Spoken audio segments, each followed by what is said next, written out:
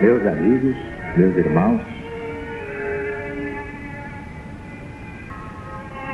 o Centro Espiritual Universalista, o CEL da LBV, unifica neste final de ciclo todos os ensinamentos de Jesus em espírito e verdade, mas à luz do novo mandamento.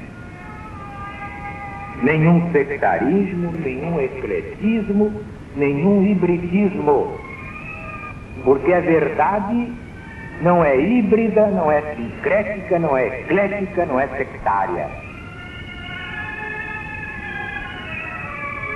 A doutrina do céu é exatamente a doutrina do Cristo de Deus, acima de todas as perversidades geradas pelas religiões humanas, diletas filhas de Satanás ou do Anticristo.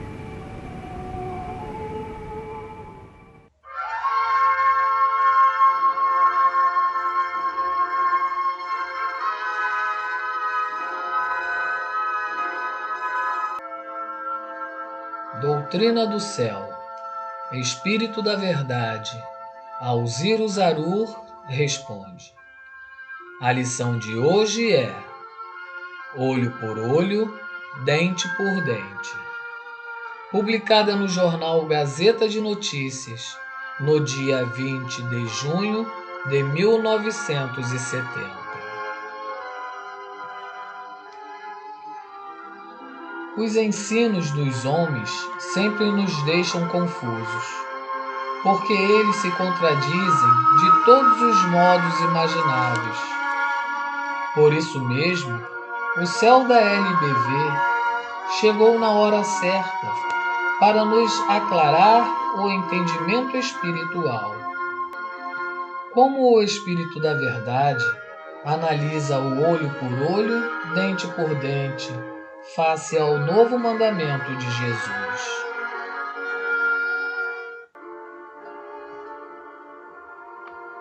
Vejamos estas passagens do Evangelho. Mateus, capítulo 5, versículos 38 a 42. E Lucas, capítulo 6, versículos 29 e 30. Mateus. Sabeis que foi dito aos antigos: olho por olho, dente por dente. Eu, porém, vos digo: não resistais ao que é mal. Se alguém vos bater na face direita, apresentai-lhe a outra. Aquele que quiser tomar a vossa túnica, entregai também a vossa capa. Se alguém vos forçar a caminhar 1000 passos, marchai com ele 2000. Dai a quem vos pedir, e não recuseis empréstimo a quem o solicitar. Lucas. Se alguém te bater numa face, apresenta-lhe a outra. Se alguém quiser tua capa, dá-lhe também a túnica.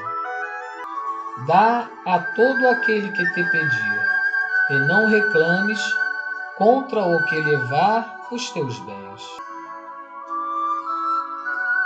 O sentido destas palavras, encaradas segundo o Espírito, jamais segundo a letra, se torna claro desde que, de um lado, nos reportemos à época em que Jesus desempenhava sua missão e tenhamos em conta os homens a quem falava.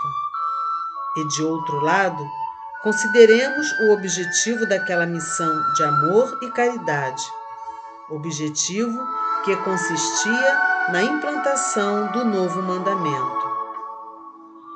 O Mestre teria de espalhar, como espalhou, doutrinando e exemplificando as sementes que haviam de frutificar para o futuro.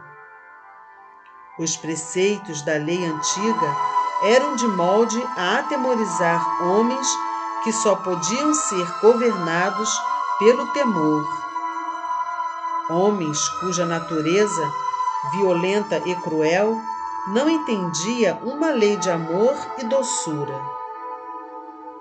O próprio Deus, através do Pentateuco, falava de um povo de dura cerviz.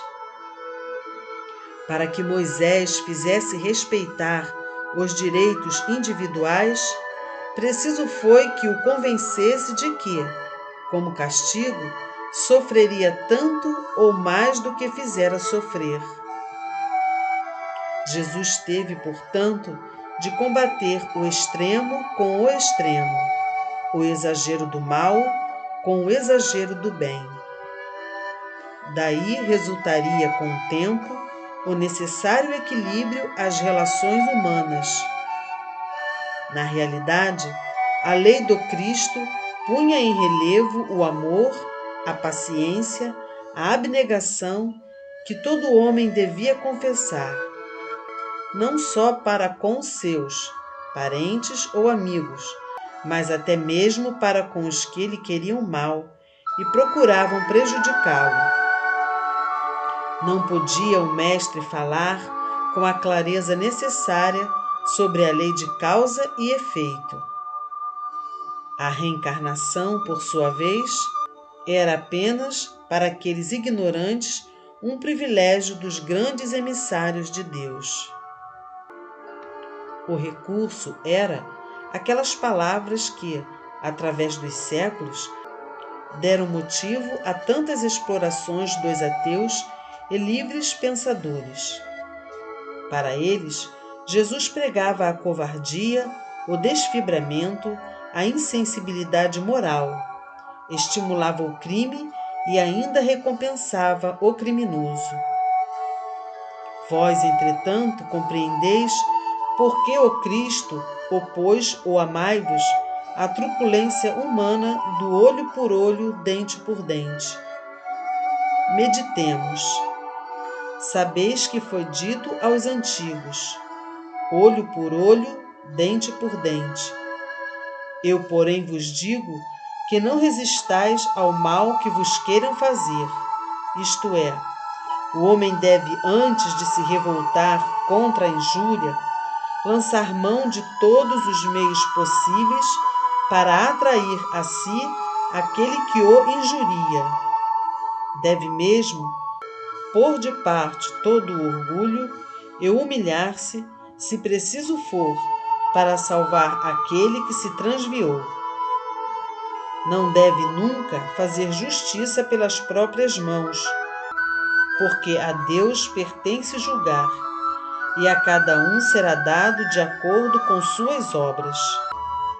Ninguém transgride impunemente as leis divinas que regem o vosso mundo e todos os mundos do universo. Mas, ainda hoje, muitos espiritualistas não aceitam a doutrina do Mestre, porque o orgulho e o egoísmo se revoltam contra ela. Quanto às leis humanas que controlam vossos passos, embora imperfeitas, espiritualmente falando, são necessárias à manutenção da vossa segurança. Acatai todas essas leis, porque tudo é apropriado aos tempos e às inteligências. Deixai que tais leis sejam executadas, quando tiverdes inutilmente empregado os meios que a caridade vos faculta, diante daqueles que vos caluniam, prejudicando os vossos justos interesses. Meditemos um pouco mais. Aquele que quiser tomar a vossa túnica, entregai também a vossa capa. Se alguém quiser tua capa, dai-lhe também a túnica.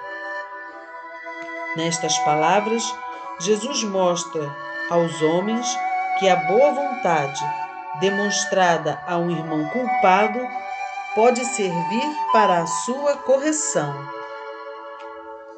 Ninguém pensará, certamente, que Jesus tenha pretendido animar o roubo ou a violência, prescrevendo que o homem ceda a este ou aquele, perdoando todas as extorsões. Bem sabeis que para atingir inteligências obtusas foi preciso falar assim. Jesus teve de figurar tais exemplos de amor e de abnegação, para que, procurando seguir-lhe os preceitos, ainda que de longe, os que o ouviam enveredassem pelo caminho do bem. Bastante compreensível também deve ser o sentido destas palavras. Se alguém vos forçar a caminhar 1000 passos, marchai com ele 2000. Significa: sendo-vos possível, não recuseis nunca atender a um apelo de vosso irmão. Ao contrário, adiantai-vos e ultrapassai, cativando-o os limites por ele próprio traçados à vossa boa vontade. Não vos contenteis com o serviço prestado. Tratai de ver se por trás do apelo não há uma necessidade maior. Examinai a situação do vosso próximo e prestai-lhe os favores que gostarias de receber, se estivesseis no seu lugar. Não menos compreensível deve ser o sentido caridoso, moral e materialmente falando destas outras palavras do Cristo. Dai a quem vos pedir e não recuseis empréstimo a quem o solicitar. Jamais negueis a esmola da vossa bolsa, da vossa inteligência ou do vosso coração, na medida de vossas possibilidades. Não penseis em despojar os que tenham obtido de vós alguma coisa, ainda que hajam usado de meios vergonhosos, mesmo da violência.